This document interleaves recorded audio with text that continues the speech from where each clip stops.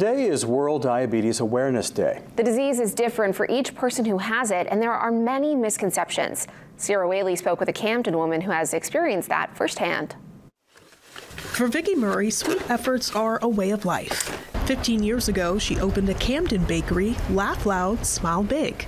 I really enjoy that aspect. I think I enjoy the aspect of creating a memory. Something else surprised her about 6 months after opening the shop, something that would change her daughter's life forever.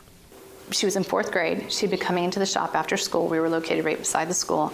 Just full gray face, pretty lethargic, tired, always. She found out her daughter has type 1 diabetes. After 3 days at the Barbara Bush Children's Hospital, Murray and her family learned how to keep her daughter healthy. When she returned to Camden and the shop, other challenges came along with misconceptions of the disease. A lot of parents made the comment to their children that because of my profession, Shauna had diabetes.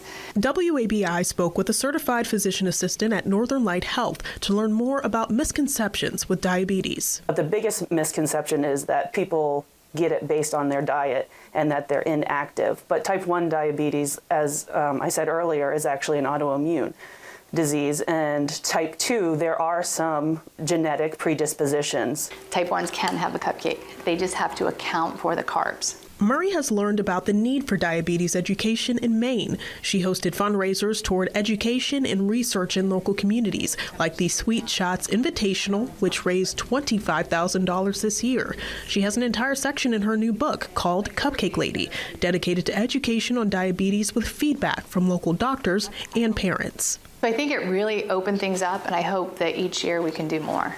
Sierra Whaley. Thanks for coming. WABI News, Camden.